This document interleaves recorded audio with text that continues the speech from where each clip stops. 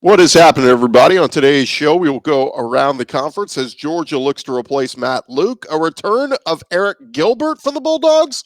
Also, Kentucky looks at a familiar face for their assistant coach position. Could Bama lose a key receiver? And Brian Kelly talking about his offensive approach at LSU. Also, we've got some big games this weekend in SEC hoops. We'll run through what you need to watch. Locked On SEC starts right now.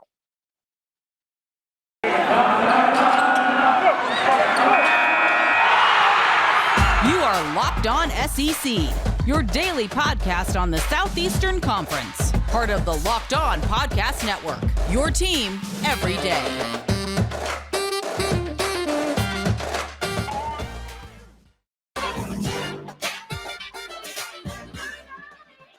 What is happening, everybody? Welcome into Locked On SEC. It's great to have you guys along. I'm Chris Gordy. Thanks for making Locked On SEC your first listen every day.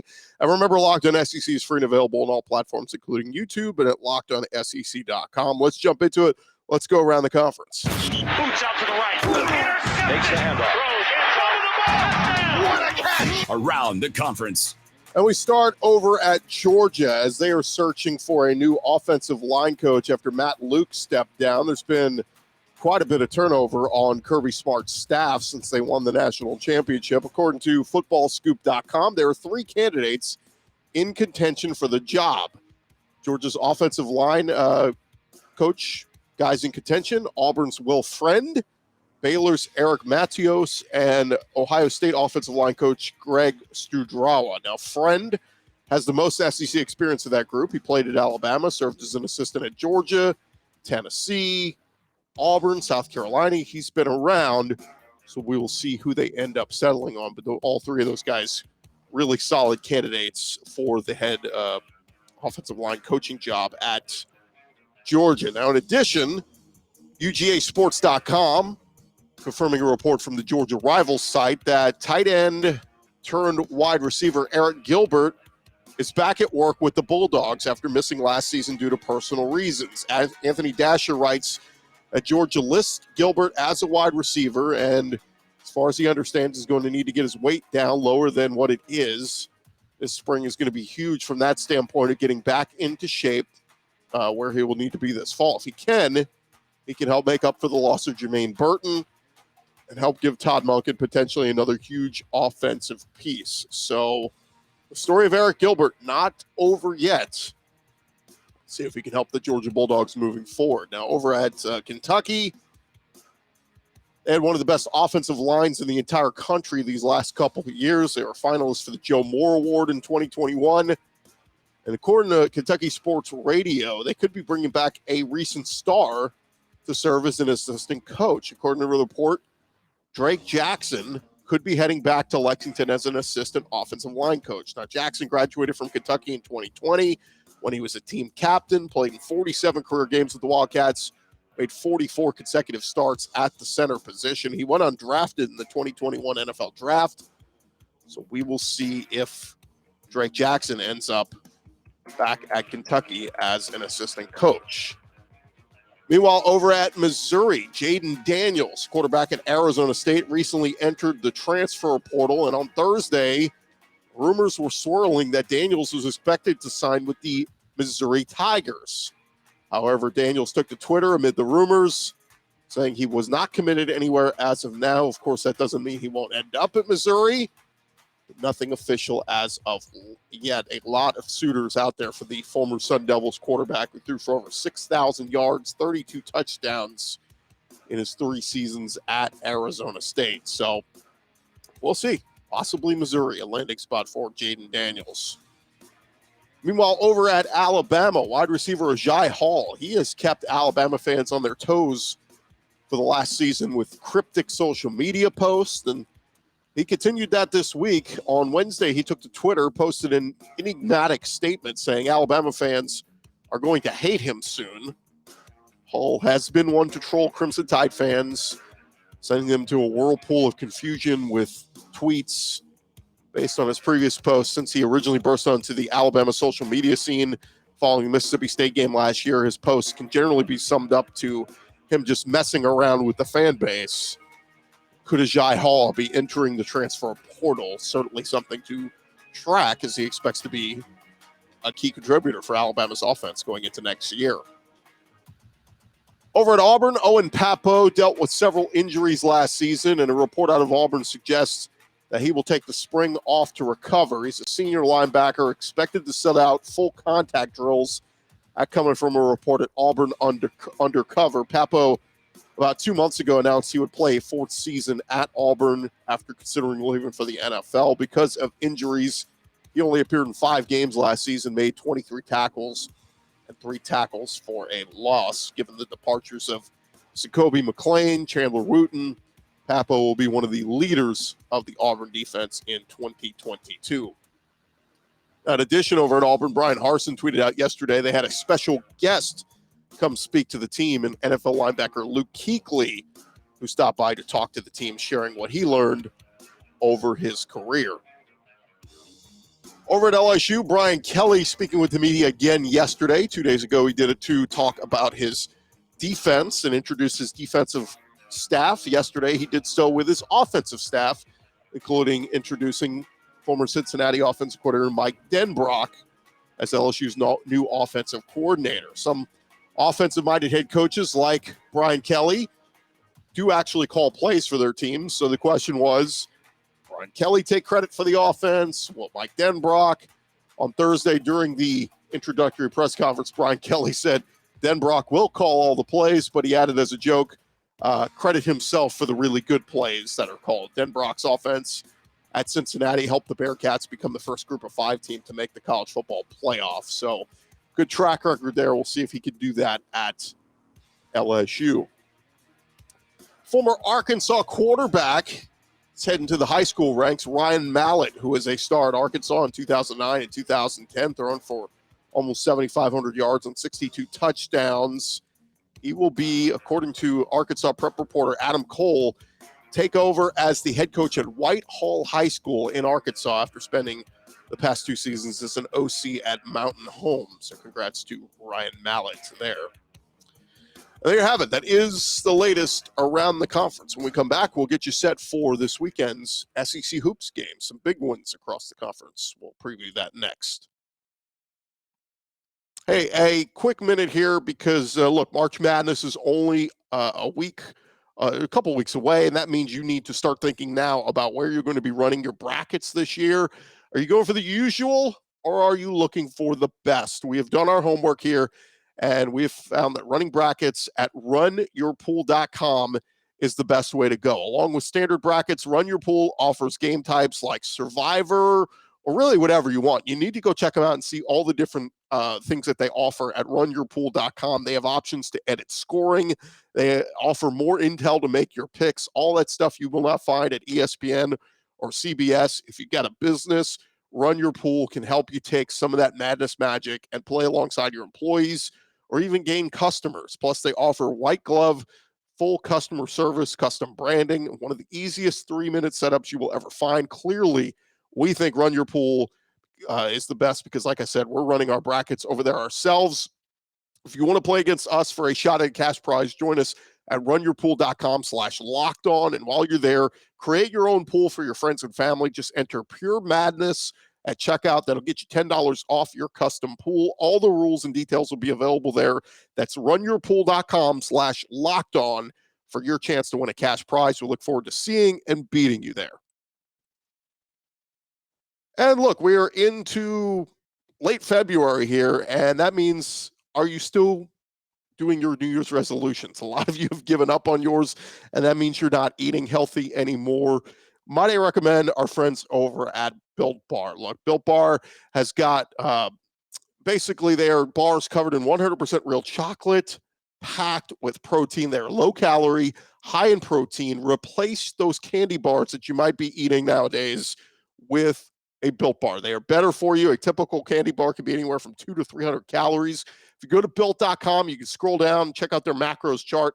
You'll be blown away. High protein, low calorie, high fiber, low carb. Most Built Bars contain 130 calories, 4 grams sugar, 4 grams net carbs, 17 grams of protein packed in there. What are you waiting for? Go check them out. They got tons of different great flavors, from mint brownie to coconut almond, all the delicious flavors you will love. Go to Built.com right now. Use our promo code LOCK15 and get 15% off your order. Use promo code LOCK15 for 15% off at Built.com.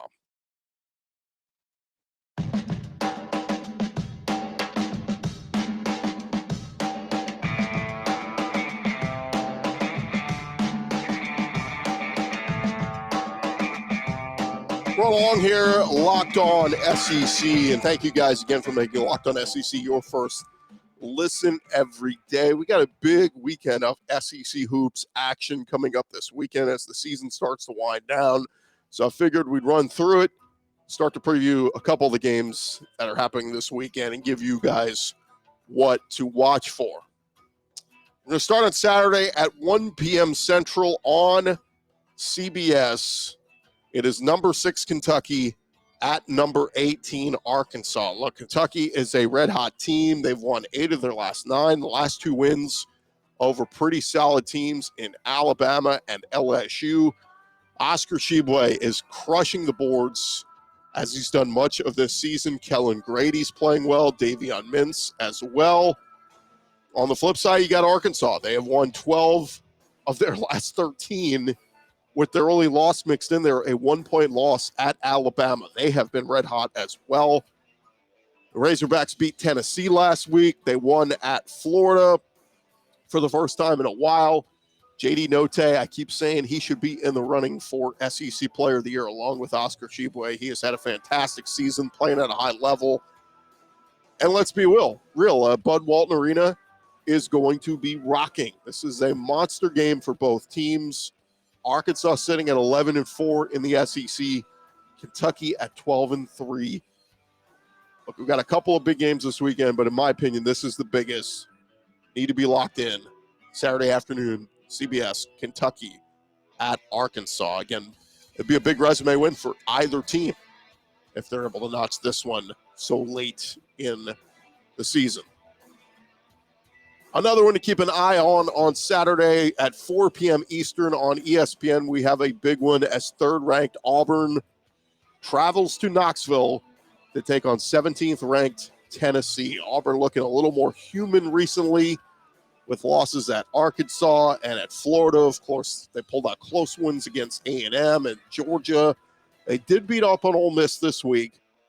But Auburn still projected as a 1 seed in the NCAA tournament. They cannot let that slip away. If they get a win at Tennessee, it would be a nice late season resume addition. On the other hand, the Vols, they had their 8-game SEC win streak snapped last week, losing at Arkansas, but they did win big this week at Mizzou. The Vols are 11-4 in the SEC. Tennessee could certainly help their seeding with a nice resume win over Auburn at this point in the year. This is one of the biggest games of the weekend and really looking forward to the doubleheader. Basically, you can watch Kentucky and Arkansas on CBS, and then at 3 Central, 4 Eastern, flip over to ESPN and catch Auburn against Tennessee. 2 monster games in the conference this weekend, and really excited to watch both of these. And let's be real, when we talk about seeding in the SEC, we know Auburn is sitting there at the top. Kentucky's just 1 game behind them, and Arkansas just 1 game behind Kentucky, with Tennessee right there as well. So a lot still up for grabs in terms of seeding and number 1 seed in the SEC when we talk about getting closer to the SEC tournament. So a lot can happen and a lot can change in these next couple of weeks. But certainly this weekend, I mean, those are your 4 best teams in the conference all playing one another.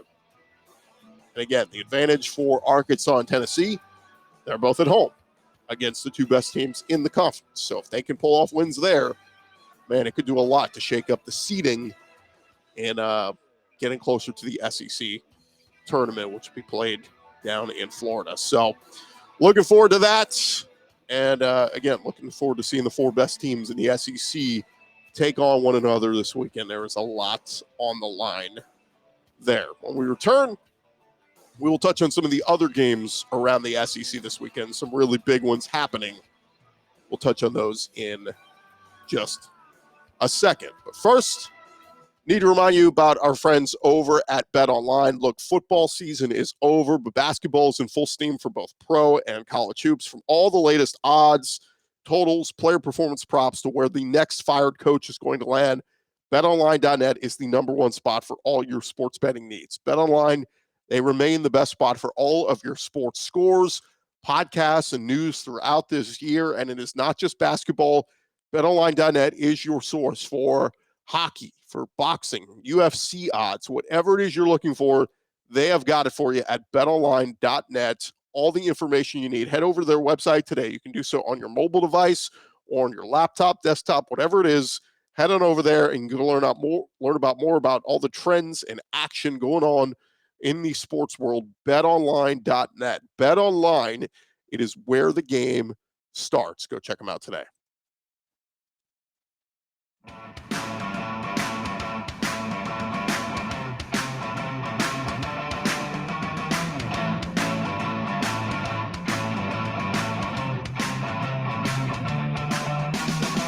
Going along here, Locked On SEC. We told you about the two biggest games happening in the SEC this weekend, but I figured let's reset and jump back into it and talk about some of the other games you have to be watching this weekend. And we start with LSU. They're playing host to Mizzou in what is a must-win game for the LSU Tigers. After dropping two straight, they lost at Kentucky on Wednesday night where they had a big lead early, let it slip away, and they dropped to 7-8 in the conference. Now, Missouri, they are just 4-11 in the SEC, so they are going nowhere fast. But after this, LSU has a road trip at Arkansas, probably going to lose that one, and then a home game against Alabama that feels like a must-win as well. So LSU has to beat Missouri this weekend if they want to finish above 500 in the conference. This one is going to be on Saturday night on the SEC Network. LSU hosting Missouri. Another game I consider a must-win for the Florida Gators. They are at Georgia this weekend. Colin Castleton, he is really playing well for the Gators right now. He had 29 points the other night in the loss to Arkansas. But Mike White's squad, they are really fading right now. They've lost 3 of 4. They have to win this one against Georgia at 7-8 in the SEC. You can catch this one 12 p.m. Eastern on ESPN2 on Saturday. Florida got to take care of business against the Georgia Bulldogs. Another must-win in my mind is Mississippi State playing host to Vanderbilt. The Bulldogs won back-to-back games last weekend. Both wins over Missouri before they came back to lose at South Carolina midweek. The Bulldogs are 7-8 in the conference, 16-12 overall. They're going to need a strong finish and then a little bit of a run the SEC tournament to help their postseason chances. Now, Vanderbilt, look, they played close against Alabama the other night, a loss. Scottie Pippen Jr. is really having a good season for Vanderbilt. He's averaging over 25 points a game in his last 4 games. He's been their scoring leader all season long. Mississippi State Bulldogs, they need to win this one. You can catch this one at noon Central Time on the SEC Network. One other game I'll just throw in here, Texas A&M is at Ole Miss. That's a 2:30 Central start on SEC Network. The Aggies maybe have an outside chance to finish strong, make an SEC tournament run. It's going to be very difficult as they are 6-9 in the SEC. They have won 2 of the last 3. But if the Aggies want any postseason hopes at all, they have to beat Ole Miss at Ole Miss Saturday afternoon. And then lastly, at 5 p.m. Central on the SEC Network, it is South Carolina at number 24 Alabama.